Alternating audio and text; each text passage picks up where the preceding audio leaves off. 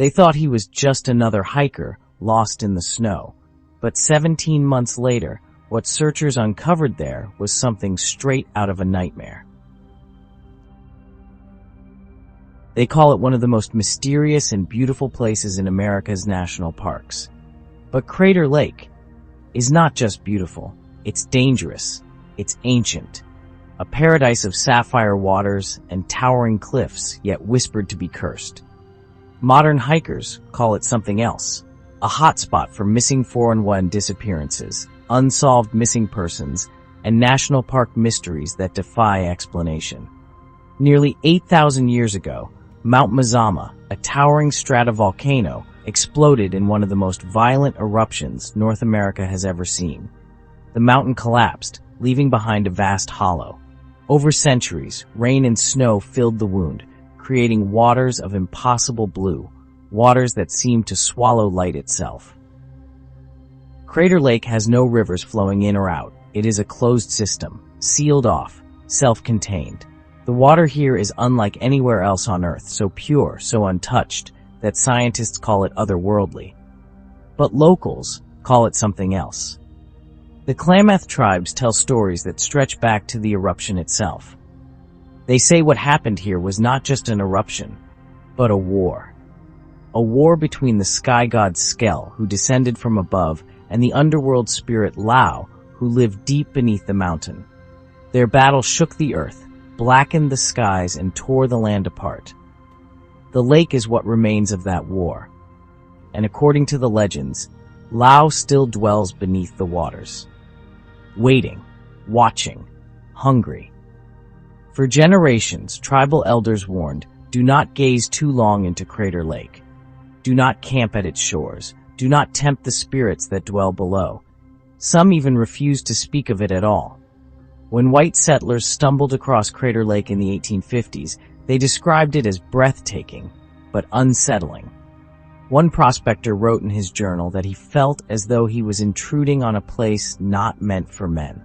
Early explorers reported strange lights flickering across the water at night, and shadows shifting deep below the surface, as if something massive stirred in the darkness. In 1902, President Theodore Roosevelt declared it Crater Lake National Park, making it the 5th national park in the U.S. Rim Drive, a 33-mile road circling the caldera, was constructed in the 1930s, offering dizzying views, but also countless opportunities for accidents, disappearances, and strange encounters. Rangers quietly acknowledge that the park has a reputation for mysterious vanishings, unexplained disappearances, and strange drownings. Because people go missing here. Hikers vanish without a trace. Boaters drown, but their bodies never rise. Searchers whisper about places where the forest feels wrong, too quiet, as if the land itself is holding its breath. The region around Crater Lake is rugged, dominated by dense forests, steep ridges, and volcanic terrain. In winter, snow can pile up to 40 feet deep, making search efforts nearly impossible. The surrounding landscape only deepens the unease. Wizard Island, a volcanic cone jutting out of the lake, where nothing grows right, and animals avoid it. The Phantom Ship, a jagged rock formation that looks like a ghostly vessel drifting through the mist. And the Pinnacles, spires of ancient ash standing like petrified sentinels, watching silently as visitors pass. Locals often describe the surrounding forests as too quiet, a silence that feels oppressive, as though the land itself is watching.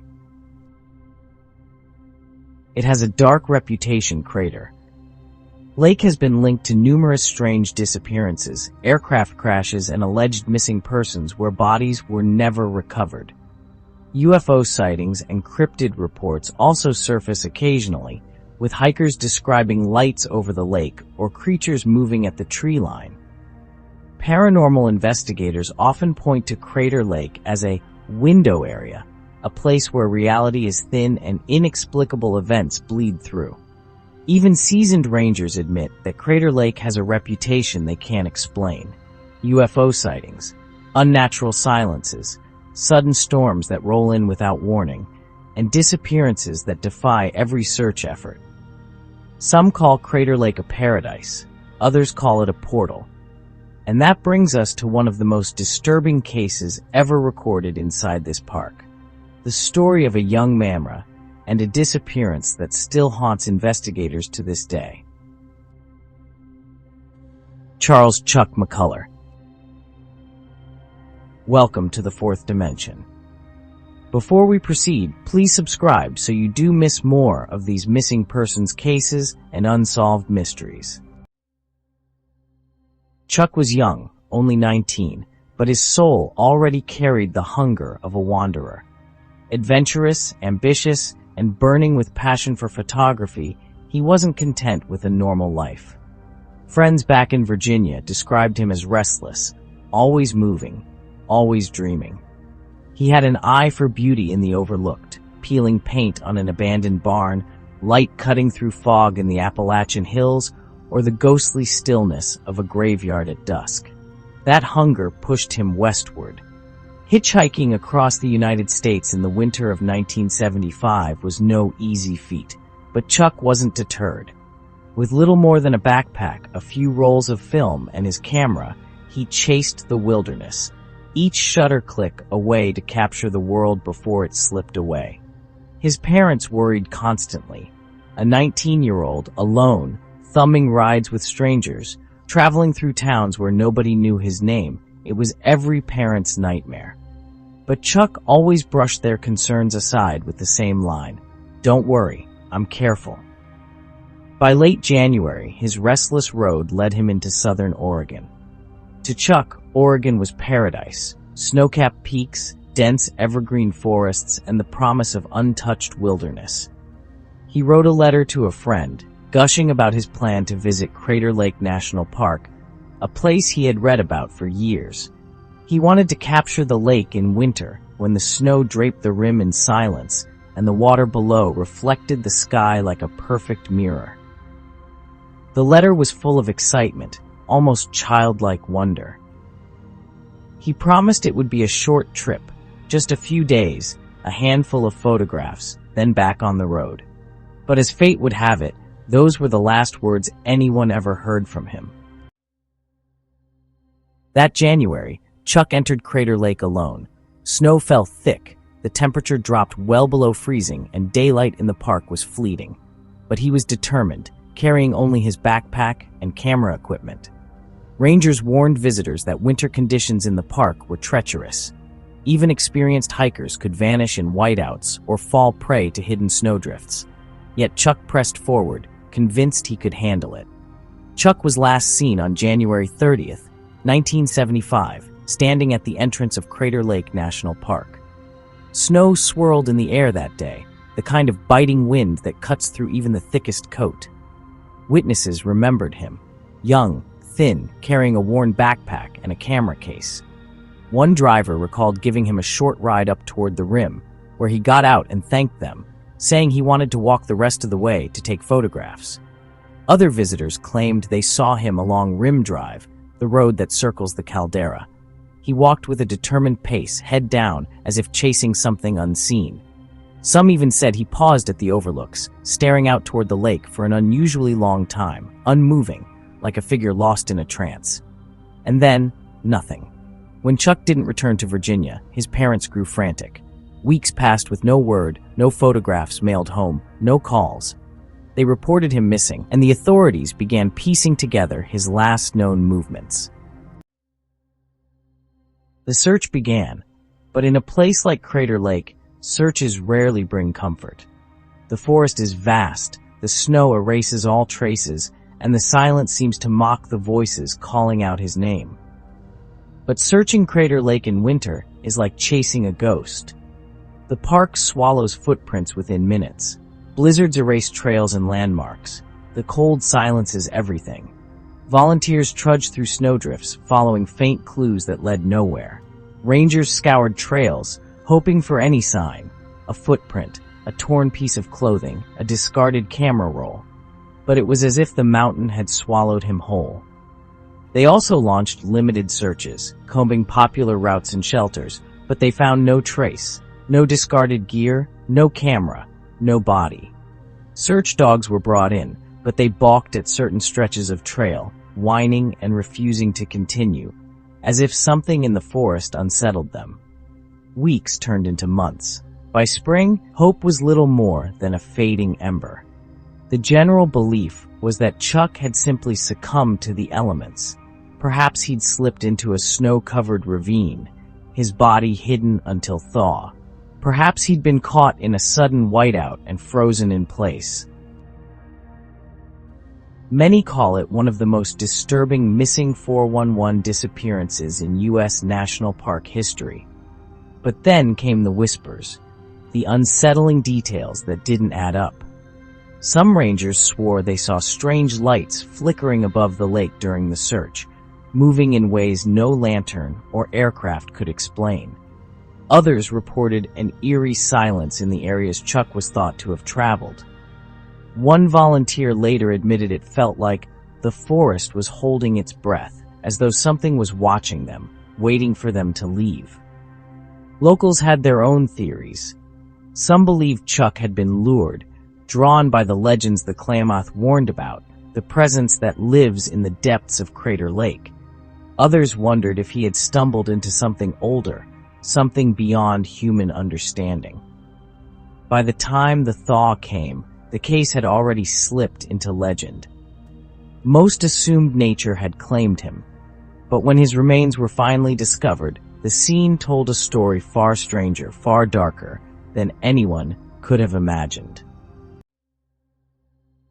It wasn't until July of 1976, 17 long months after Chuck's disappearance, that the first real clue emerged. Two hikers, exploring a remote canyon far off the marked trails, stumbled across something that stopped them cold. At first, it just looked like discarded clothing. A pair of jeans, faded and stiff with age, a set of boots, tipped on their sides as if casually left behind. But when the hikers drew closer, they realized this wasn't lost gear. This was something far, far worse. The jeans weren't empty. Inside the denim legs were the skeletal remains of Chuck's lower limbs, still laced neatly into his boots. The flesh was gone, stripped clean, but the bones were intact. The jeans themselves were strangely unzipped, folded open, almost as though someone, or something, had carefully placed them there. Nearby lay Chuck's belt buckle, undone, resting in the dirt like an afterthought. Scattered around the site were tiny bone fragments, delicate as porcelain, and several rib bones bleached by sun and wind. They looked too clean, almost polished, as though picked bare by invisible fingers. But something was missing. Actually, everything was missing. There was no shirt, no jacket, no backpack, no wallet, no camera. Not a shred of the belongings Chuck was known to carry everywhere. It was as if the wilderness, or something hidden within it, had stripped him down to nothing, leaving behind only this carefully arranged tableau. The condition of the remains horrified investigators. Animal predation leaves chaos, scattered bones, shredded fabric, claw marks, blood in the snow. But here, there was no chaos, no violence, just an eerie, almost deliberate placement. One ranger whispered later, it was as if he had just melted into his clothes. And the location raised even more questions. The site was 12 miles from where Chuck was expected to hike, across snowdrifts, ridgelines, and rugged winter terrain that even seasoned mountaineers would struggle to cross. Chuck had no snowshoes, no specialized gear. How could a 19-year-old photographer, alone, have made it there in the dead of winter? Unless he didn't make it there himself, unless something else brought him. The deeper investigators looked, the less sense anything made. Chuck's jeans and boots were intact, completely untouched by the shredding, tearing, or gnawing one would expect from scavengers. It was as if the wilderness itself had respected the clothing, leaving only the human remains to vanish. Why? His bones were unsettlingly clean, not ragged, not cracked, not chewed, stripped as if by surgical precision. Almost as if something had wanted them that way. His pants were unzipped and opened, which investigators couldn't explain. Was it the work of animals? Impossible. Had Chuck done it himself in his final moments? If so, why? Some whispered theories of ritualistic activity, even abduction, while others suggested something darker, something not human at all. None of his equipment was ever found. His backpack, his winter jacket. Most importantly, his beloved camera, the tool that had driven him across the country, gone without a trace, as if someone didn't want his last photographs to be seen. What was on that film? What had he captured?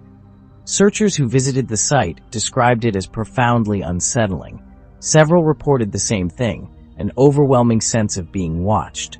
One ranger admitted he felt unwelcome, as though the forest itself was holding its breath until he left. Another said the silence was unbearable, so heavy that even the crunch of boots in the dirt seemed too loud, like an intrusion. To this day, the discovery raises far more questions than it answers.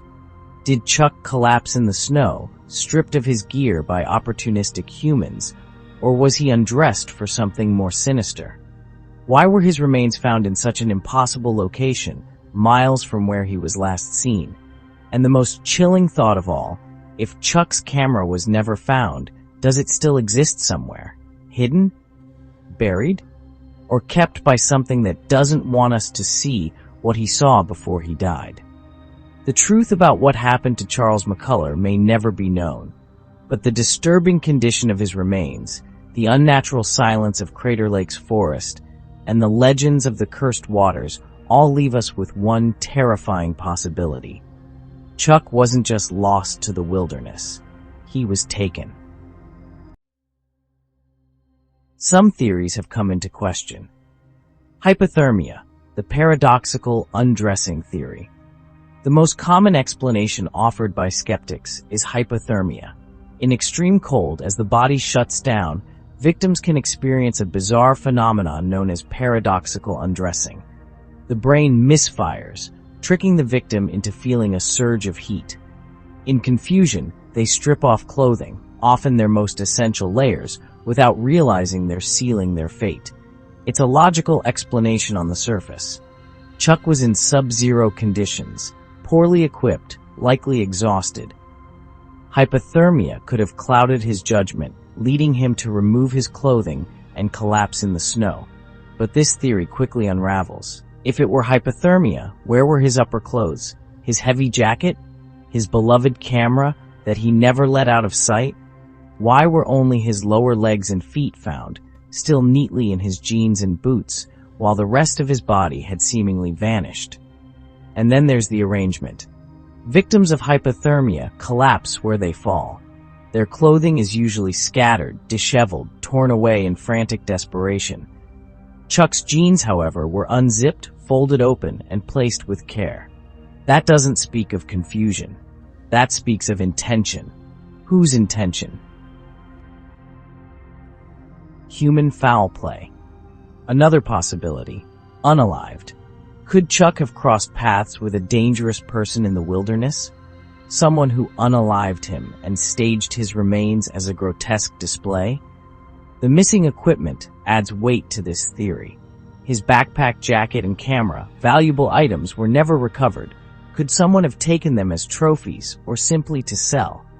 The undone belt buckle and arranged pants hint at deliberate staging, perhaps to confuse investigators or to taunt them. But then, how likely is this? The site where Chuck was found was brutally remote, 12 miles of treacherous terrain in the middle of winter. Why would someone drag a body there? Why leave only part of it? Why strip him so clean? If there was a responsible party, they didn't act like any ordinary predator. Which leaves us with an even more disturbing question. If not ordinary, what kind of human being does something like this? Cryptid encounter. Here's where the case crosses into nightmare territory. Oregon is Bigfoot country. Stories of enormous humanoid creatures stalking the forests are woven into the state's folklore. Crater Lake, in particular, has long been whispered about as a hotspot for strange encounters. Some believe Chuck ran into something out there, something inhuman. His missing torso, the eerily clean remains, the precise placement of his lower body. It doesn't look like the chaos of nature. It looks like a display, the way a predator might leave a warning. Could Bigfoot, Sasquatch, or something like it have claimed Chuck as prey? Was his body dissected in some unfathomable way and left as a message for those who dared enter its territory? In another chilling 1970s case, a man disappeared while snowshoeing along the rim. Searchers later found his tracks, leading into the woods, followed by much larger tracks alongside them, before both sets abruptly stopped in the snow. Others take the theory even deeper. The Klamath people warned of Lao, the spirit that dwells beneath Crater Lake, a force capable of pulling men into the depths and devouring them whole. Could Chuck's missing body be explained not by predators above the ground, but by something below it? Something ancient. Something tied to the very birth of the lake itself. And if so, how many others has it claimed? Something beyond, a rift or portal. Perhaps the strangest theory of all is also the hardest to shake.